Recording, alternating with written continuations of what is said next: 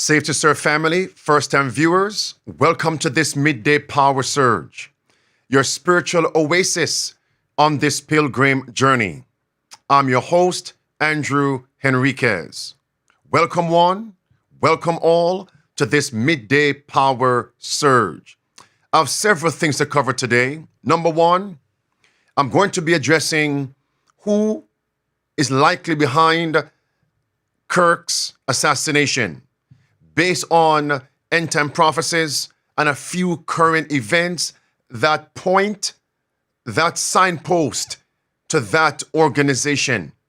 Secondly, I'm going to be addressing a particular president who once protested against the Pope. Then afterward, he feared of being assassinated for the speeches he made against the papacy. Stay tuned for that. I'm also going to be addressing that the steps that lead to the mark of the beast crisis have been exposed, revealed a few days ago. Did you miss those steps? If you did, by God's grace, I'm going to share them with you again. If you comprehended and discerned them, then by God's grace, I'm going to remind you. And let's unite together in enlightening, educating, preparing the world and the church for what is soon to break as an overwhelming surprise. Also, I'm going to be addressing implementing the 5 keys of survival. They must be implemented now. Let's get into it, my friends. Warning, warning, warning. Who is behind Charlie Kirk's assassination? A particular president blasted the Pope and then feared of being assassinated. I went back into my files. You remember 2 days ago I shared with you, I was going to do a 3-part series, a mini-series about this current event, which is not going anywhere, may I add. Here it is, friends. This is part 2 of the 3-part series. This is Mr. Milei.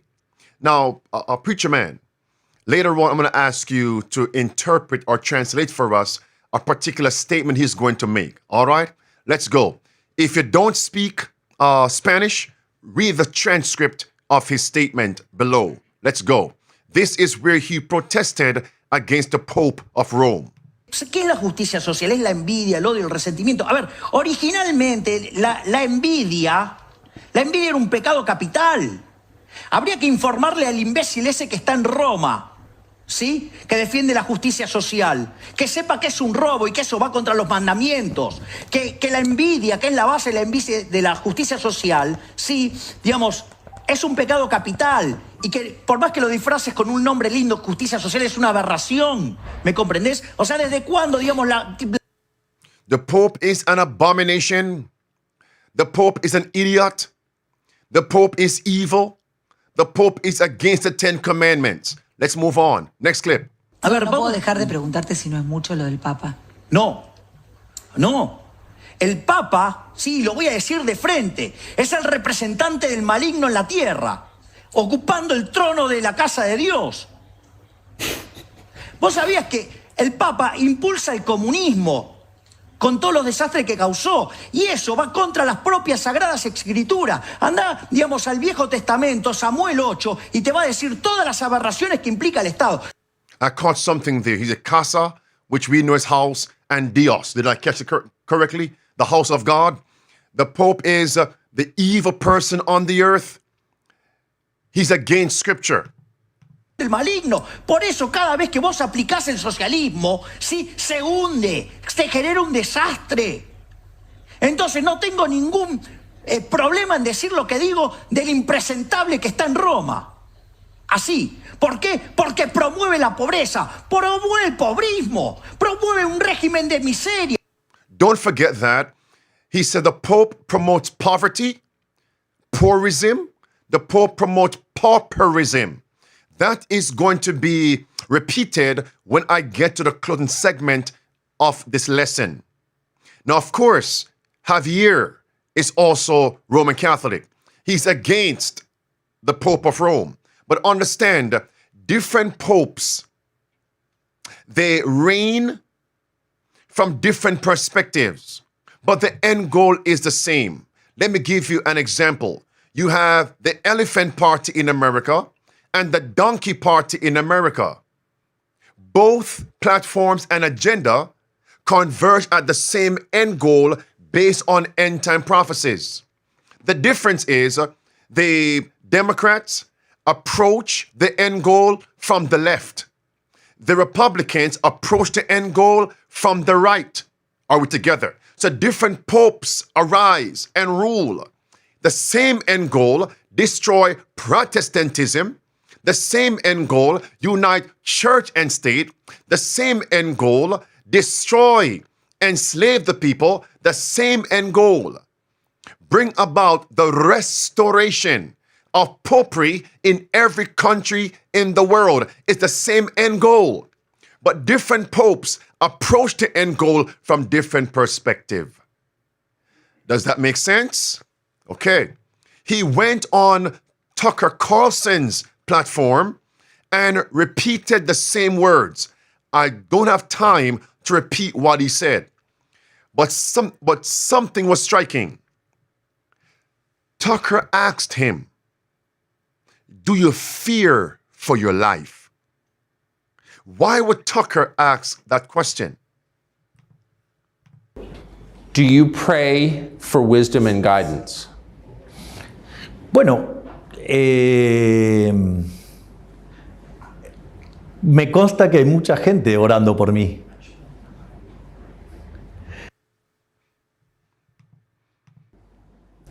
Yo me siento bien, o sea, pero aparte estoy convencido de lo que estoy haciendo, así digamos, la vida sin libertad no merece ser vivida. Es decir, en algún momento me preguntaron si yo estaría dispuesto a dar mi vida por la idea de la libertad, y yo estoy dispuesto a darla. Just read the headline. Javier Milei calls out Pope Francis. Why would Tucker ask that question? And why would the president respond that way? I'm willing to die for freedom. Because he identified a particular head of an organization whose policies lead to slavery. And because he protested against said organization, he feared for his life. Y busco ser testimonio de esa forma de vivir en libertad. O sea, la esclavitud me parece algo horroroso y voy a dar la pelea por la idea de la libertad, todo lo que la tenga que dar, con las consecuencias que eso traiga. Mercy. Porque hacer lo correcto no se negocia. That was what he said. Have we come to a point in the world where you can't verbally criticize the Pope? If you do so, you must walk around watching your six, watching your back? Are you telling me that freedom of speech does not apply when you address the papal organization, the Vatican? This is what these current events are telling us. Look at him now. That's the president, Javier, when he went at this gathering to see the Pope. Look at his face.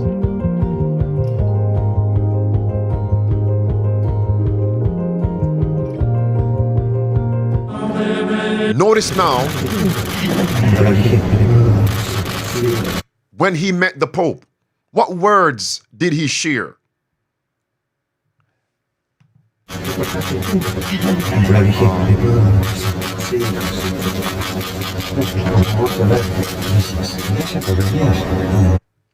Did you catch it?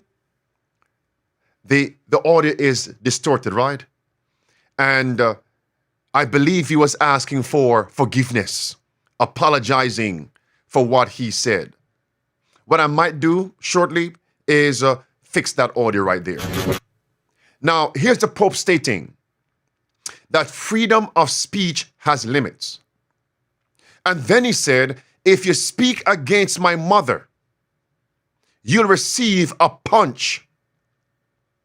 I've always played this clip. You preach against my mother, the Pope says, you receive persecution's punch. Abbiamo l'obbligo di dire apertamente, avere questa libertà, ma senza offendere, perché è vero che non si può reagire violentamente, ma se il dottor Gasparri, grande amico, mi dice una parolaccia contro la mia mamma, ma gli aspetta un pugno, ma è normale, è normale. Non si può provocare, non si può insultare la fede degli altri. You cannot insult, the Pope says, another person's faith. Notice, his words were, you cannot insult another person's faith. Then he added in the same breath, if you speak against my mother, I'll punch you. Mother and faith. Who is the mother of the faith of the Pope? They say it's Mary. If you speak against Mary, you'll receive persecution's punch. If you speak against the Eucharist, you're condemned. You're doomed. Does it make sense? And Abraham Lincoln is on record. Does it make sense now? Abraham Lincoln is on record protesting against the priests of Rome, against the Jesuits. And what happened to Abraham Lincoln? They assassinated Abraham Lincoln. What happened to JFK? He protested against the Pope, the Vatican. He preached against the policies. He criticized the policies of the Roman Catholic Church, even though he was Roman Catholic, JFK, and a Democrat president. And what happened to him? They assassinated him. I believe in an America where the separation of church and state is absolute. And Pope is against that. I believe in an America that is officially neither Catholic, Protestant, nor Jewish, where no public official either requests or accepts instructions on public policy from the Pope. Mercy. And the Pope and the Pope's objective is to make America Catholic. That's not my opinion. That's end-time prophecy. Revelation 13, 11 through 15. Protestant America will form an image to the papacy. The Catholicization of America. What happened to JFK? Assassinated. Source. When no religious body seeks to impose its will, directly or indirectly, upon the general populace or the public acts of its officials.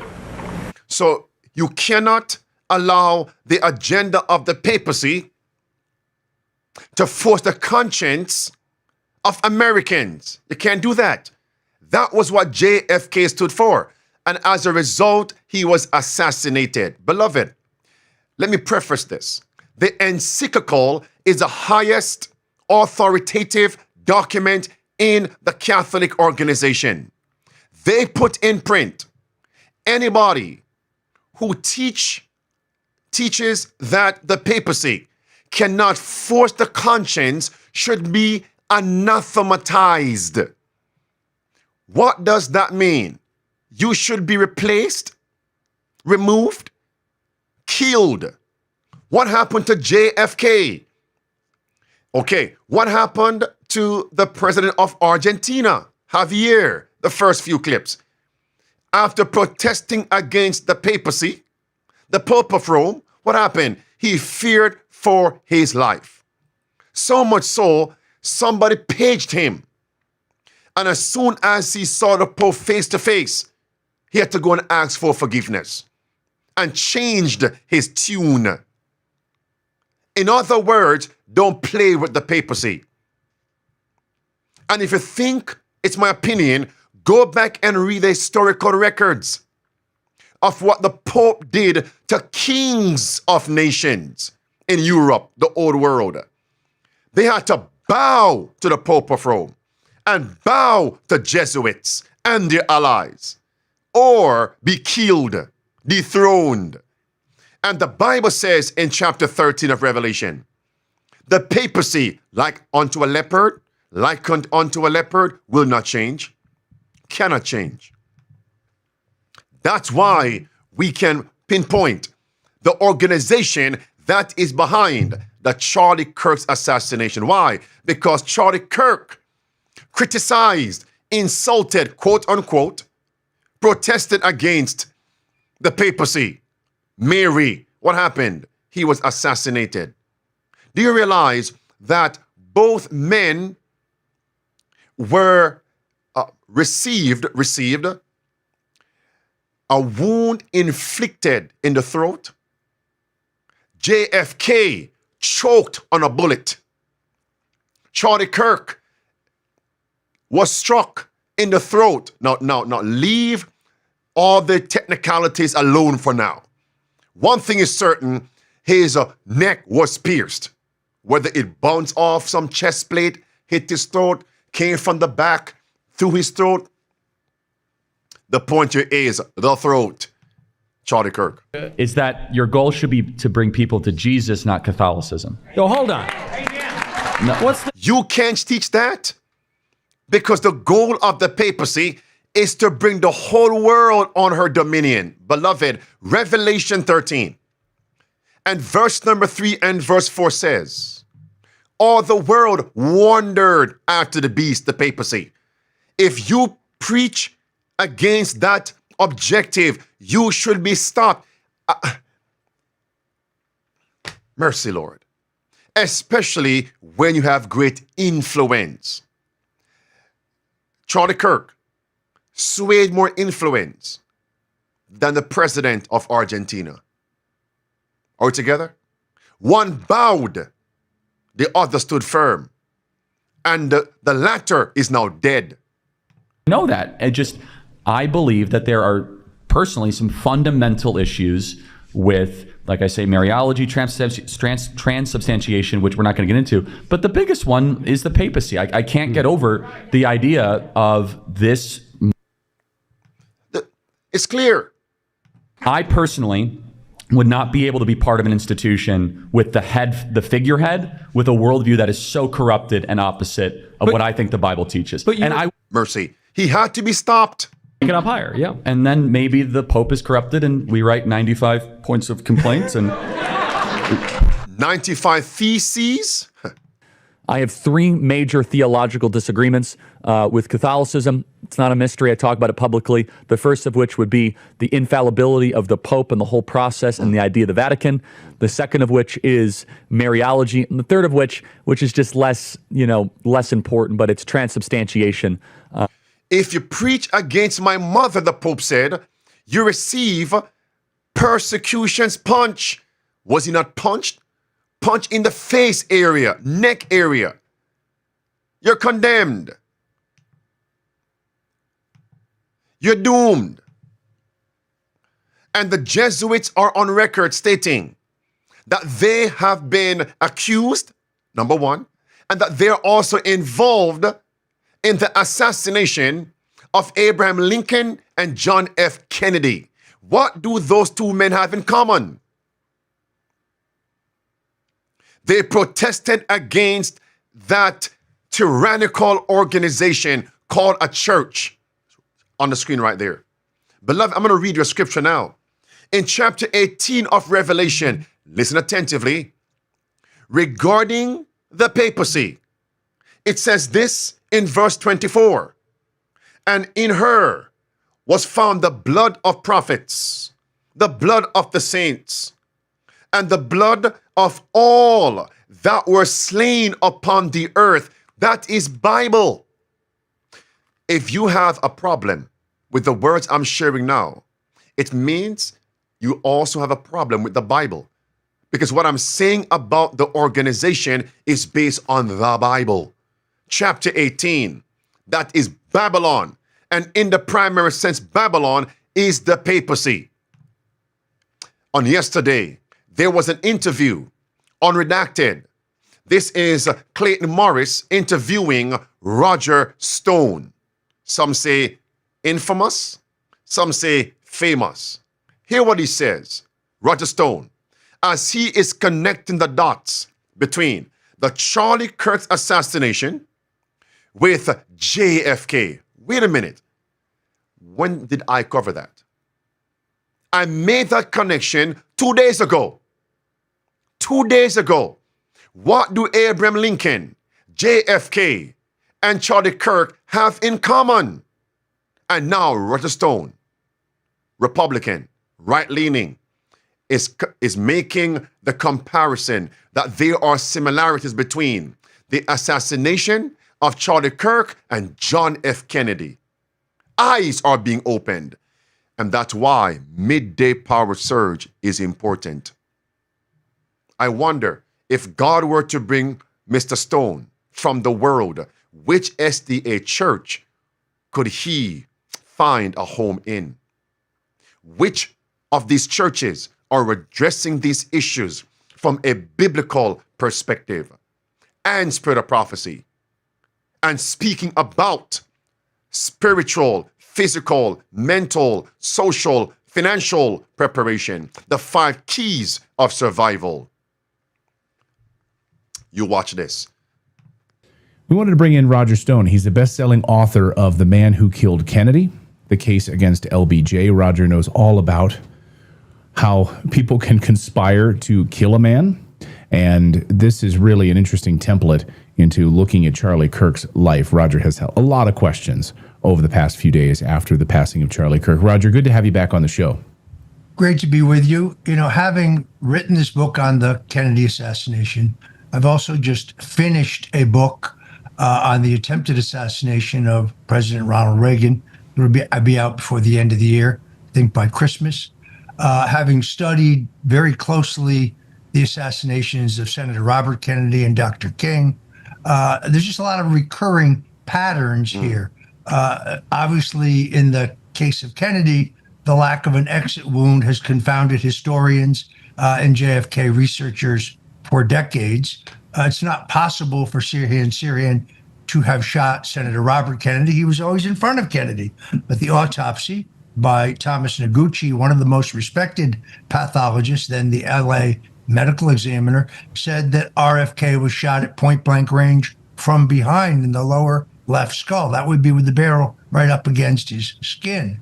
And in the case of Ronald Reagan, John Hinckley Jr. is always in front of Reagan, crouching, meaning bullets came from the front and an upward trajectory, yet, as I will prove in medical records, Reagan was hit from above and behind. And so it is with Charlie Kirk. I've tried. Now, there's only one thing I'm going to pull from what he just stated. In the very first part of this clip, do you realize the book is about exposing the assassin behind the assassination of JFK? Do you realize who is being accused? The vice president, LBJ, Lyndon Johnson. That's startling, right? That a man from within would have taken out the president. Interesting. And the connection is being made between JFK and Charlie Kirk. Don't miss that. So could it be that they are implying the hit came from within? The hit came from high powers? Okay, clip 2. I've tried to focus on this as a 2-part question. What happened? And then to try to determine who was behind it. As you point out, the FBI has wrapped this up very quickly. They told us in 7 days. J. Edgar Hoover told us that Lee Harvey Oswald, a lone nut, a communist, that was his motive, killed JFK. Virtually no one believes that today. Once again, the FBI tells us a lone killer, a radicalized leftist shooting from the top of the building. But between the dissembling of his rifle, the changing of his clothes, there's a lot of questions there. And then I've really tried to consult with both doctors who are experts on bullet wounds, as well as sportsmen and marksmen. And virtually all of them question the lack of an exit wound, very much like in the JFK situation, would be very rare given the facts that we've been presented. So there's so much in that statement by Roger Stone. Let me extract one point from what he just said. Do you realize that there is a similarity going on here that he himself doesn't see? That is Mr. Stone. What is that, Pastor? The so-called assassin for JFK, they labeled him as a communist sympathizer. Communism. Watch this now.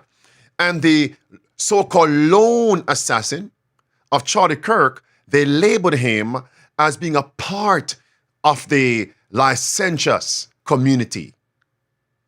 Watch this. You have communism, you have sodomy. I'm going somewhere with this. I want you all to note this. Communism is legalized atheism. I'm going somewhere with this. And we have the so-called sodomy, transgenderism, LGBT, homosexuality, that is atheism and sodomy. When I get to my last segment to address the steps that will lead to the mark of the beast crisis have been revealed, have been exposed. Did you miss them? I'm going to repeat the sodomy and the atheism, the communism and the sodomy. Stay tuned for that. Not even Roger Stone can make that connection because it's a biblical one. Biblical one. And that's why I'm not going to relent and keep quiet. We have come to a turning point in this world's history.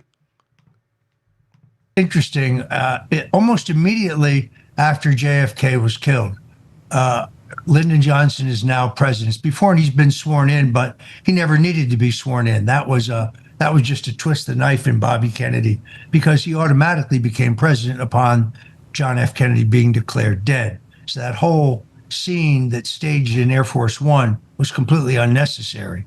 Or it was to pass the imprimatur of power to LBJ and put Jacqueline Kennedy's stamp on it by making her stand there. She's heavily sedated, still splattered with her husband's blood. But in the immediate aftermath of Kennedy being killed at Parkland Hospital, the new president is in the elevator with Malcolm Kilduff, who's the spokesman for the president, the deputy press secretary.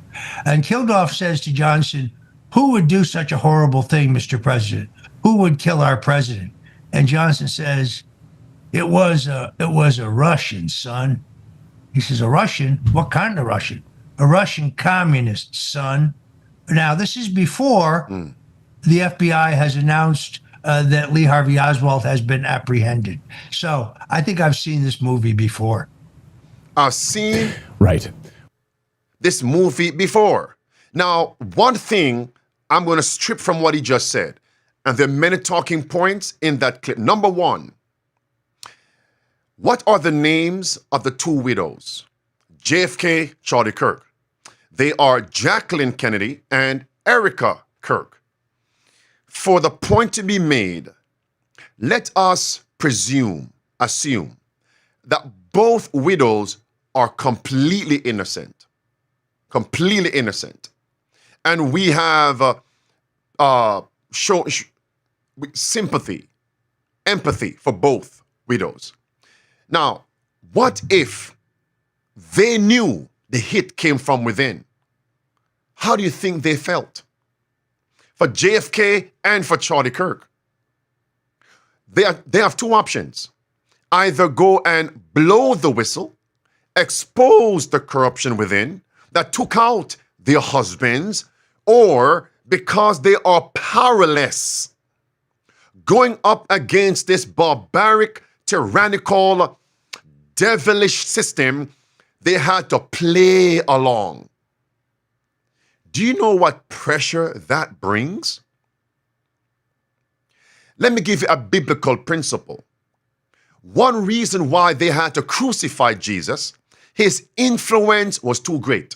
I'm not equating Charlie Kirk with Jesus, and JFK, Abraham Lincoln with Christ. I'm simply addressing the hatred for influence that is viewed as a threat to Babylon's agenda, the devil's agenda.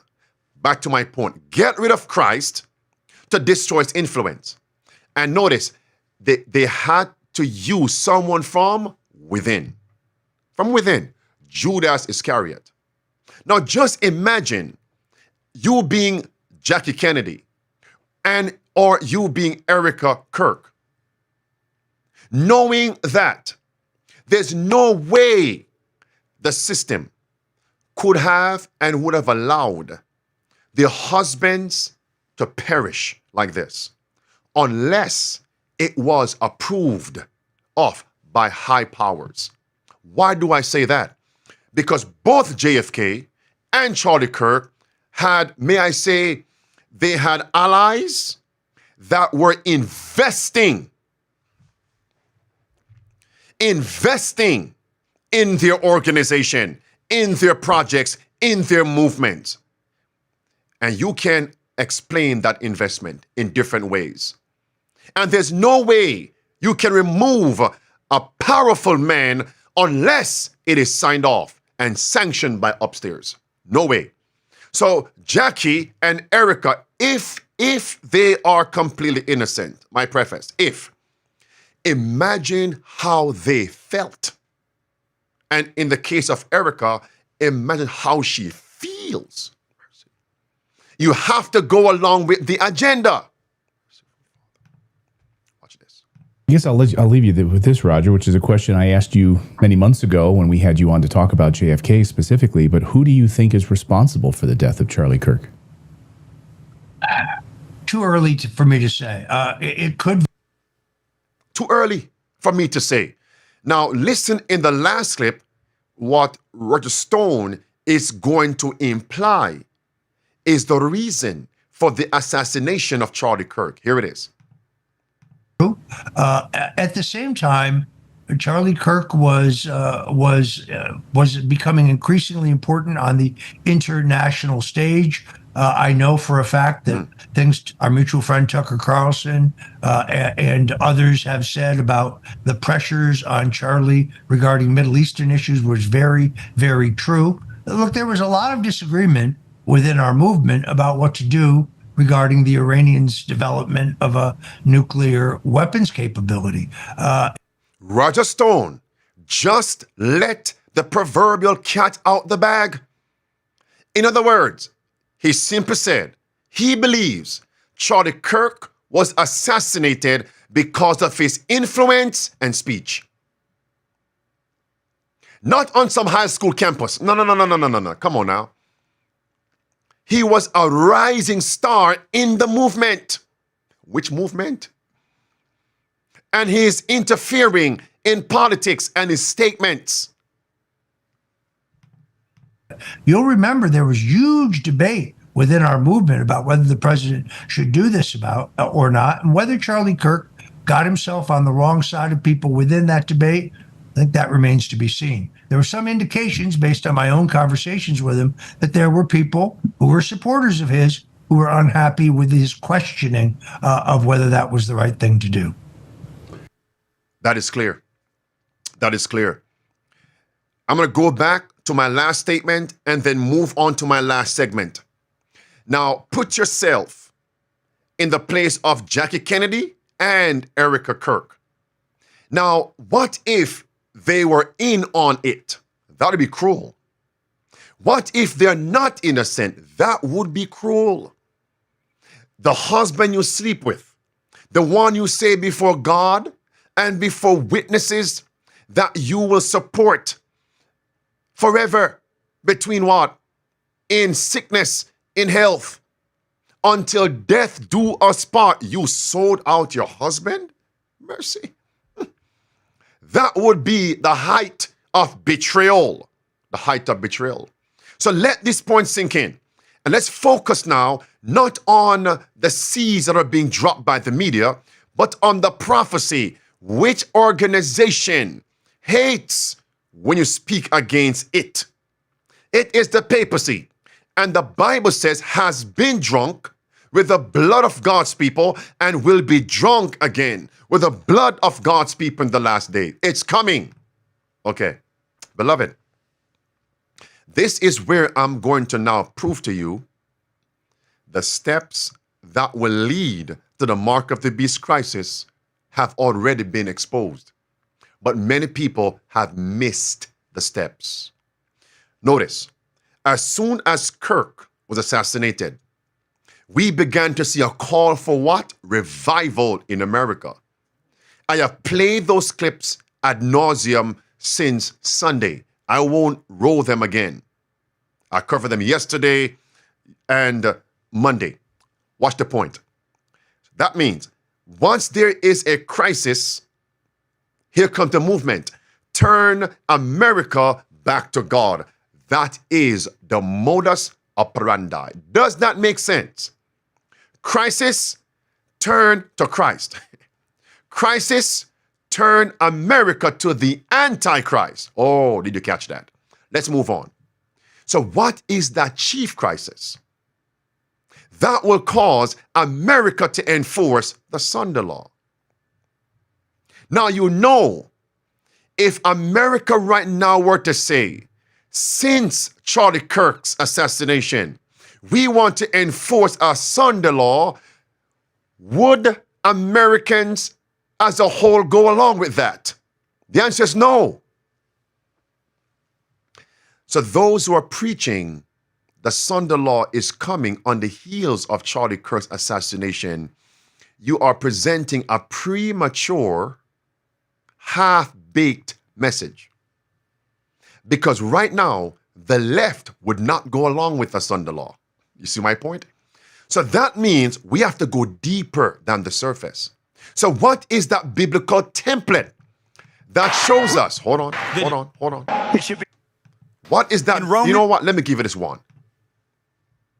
It should be no surprise that Charlie, who spent his life speaking with the critics of these traditions, ultimately became convinced that we needed not just a political realignment, but also a spiritual reawakening. We did. All right. And we have to bring back religion to America. Stop. We get the point.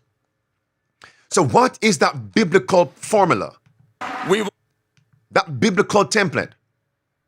And by the way, the religion they're calling for is Roman Catholicism, Sunday worship.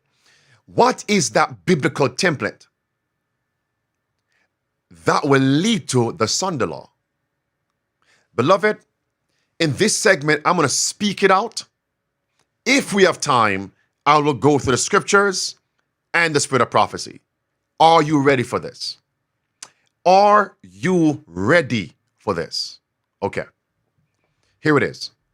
When you look at Revelation 11, the biblical template that will usher in the mark of the beast is right in front of your eyes. It's in your hand.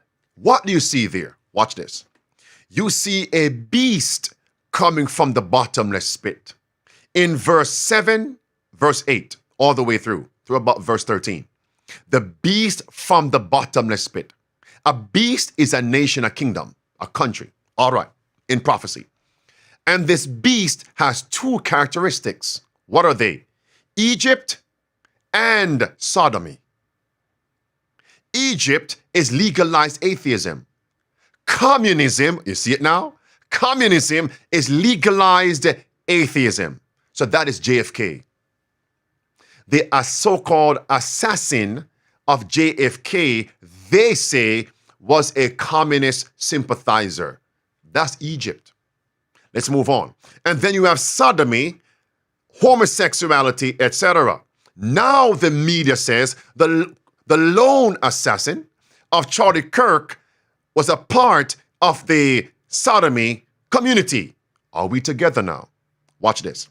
This happened in France when they legalized atheism and legalized sodomy in the 1790s. That's step number one. Everybody, what is step number one? Legalizing atheism and legalizing sodomy in France. Watch this. What was the next step? The next step in France was civil war. So put down step 2, civil war. What was the next step?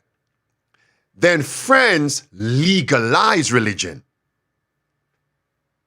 to combat the legalizing of atheism and sodomy. 3 steps. And that is Revelation 11. Those 3 are your steps that will lead to a nation legalizing religion and forcing people to go along with it. The template is in France. Are we together so far? Now watch this. There is an event between step 1 and step 2. Let's go. What's step 1? Legalizing atheism and sodomy. Then I said earlier, then comes a civil war. Pastor, how can legalizing atheism and sodomy lead to a civil war? So there's something going on between here.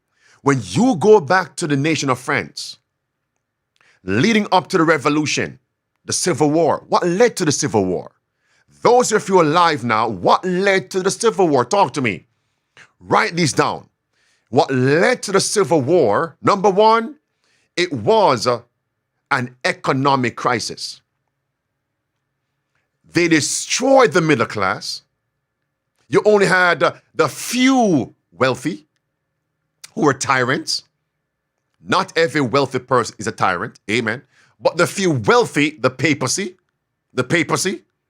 in France, and everybody else became a pauper. That was in France. It is stated, manufacturing cities, booming cities, became like a wilderness.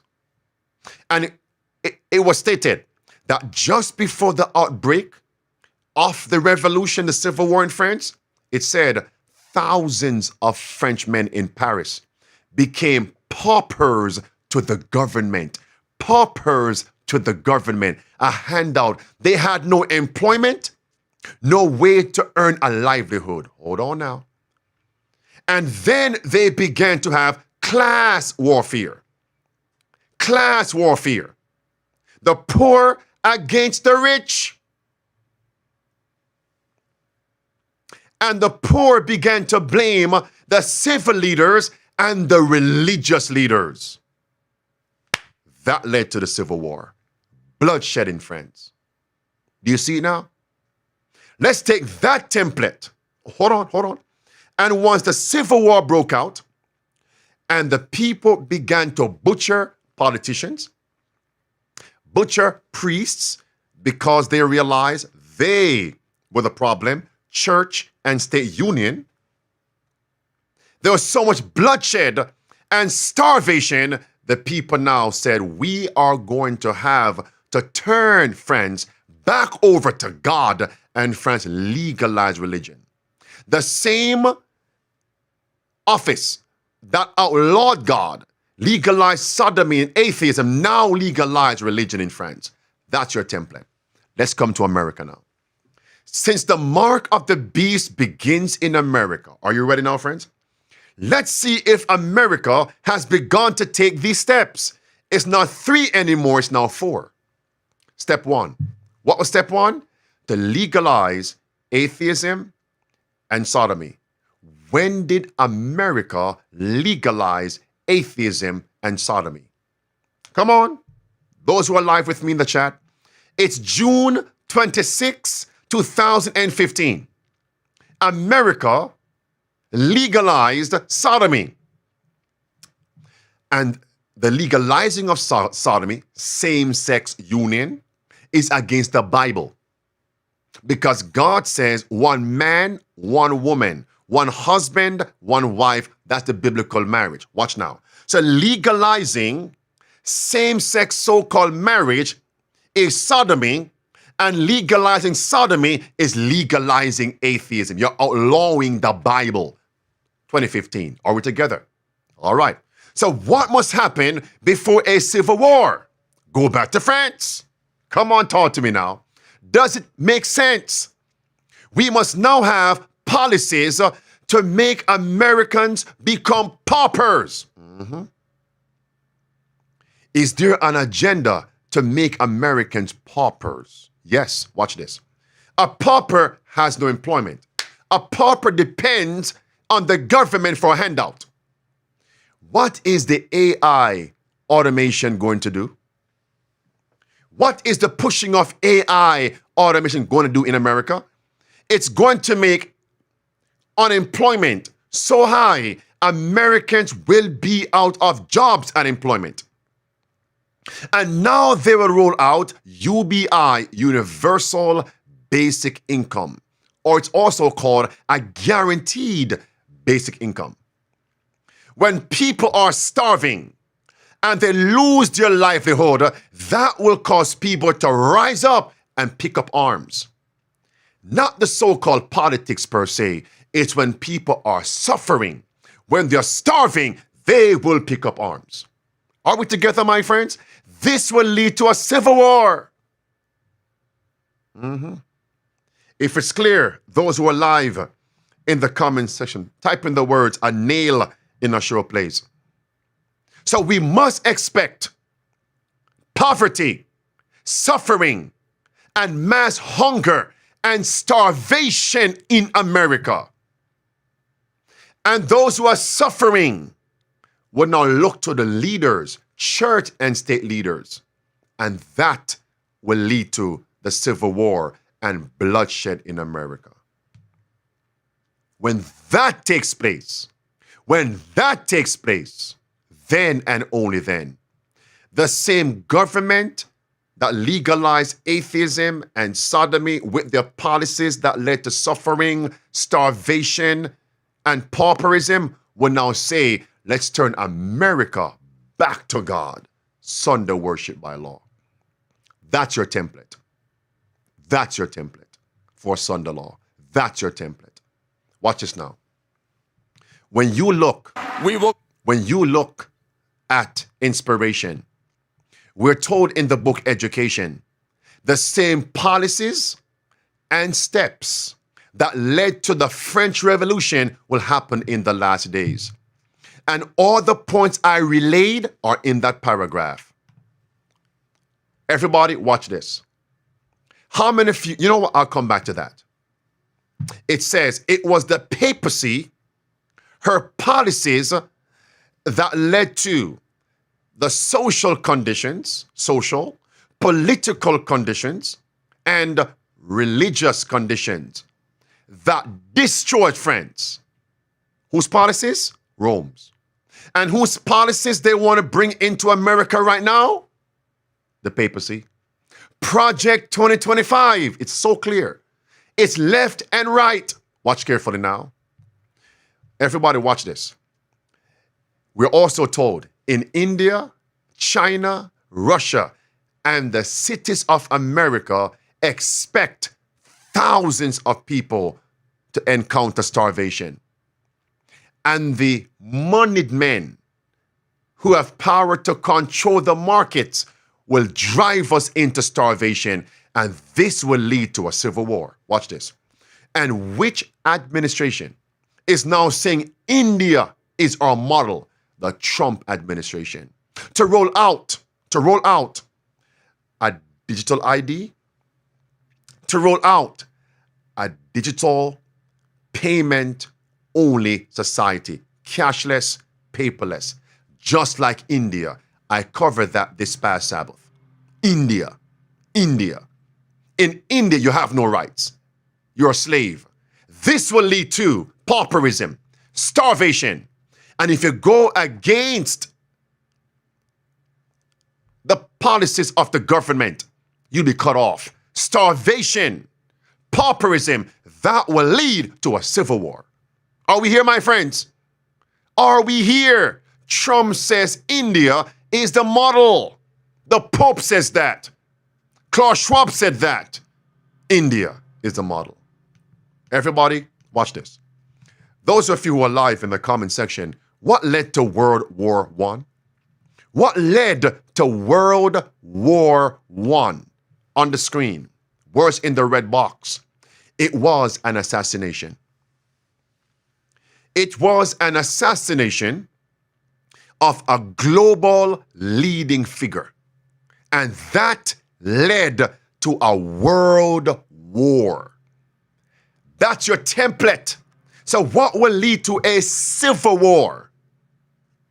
Not an assassination of simply one person. Who cares if it's one person? A sect may rise up to defend that one person who was assassinated. But when you have bloodshed, as it was in France in the French Revolution, sibling against sibling, brother turns against brother, people against politicians, members against church leaders, that will lead to civil war. And let's turn America back to God, Sunday law time period. So since the signs are here, and America is on the verge to follow in the same steps of France, what time it is? What time is it? It's time to implement what? The 5 keys of survival. We are told, my friends, as I bring this to a close, where's my statement? It says, the history which the great I am has marked out in his word. Cut this short. We must be able to watch current events, fulfilling end-time prophecies, to know exactly where we are today. Where we are today based on end-time prophecies. Okay, so where are we? Let's conclude. Where are we, my friends? Since France is that template, where are we? Here it is.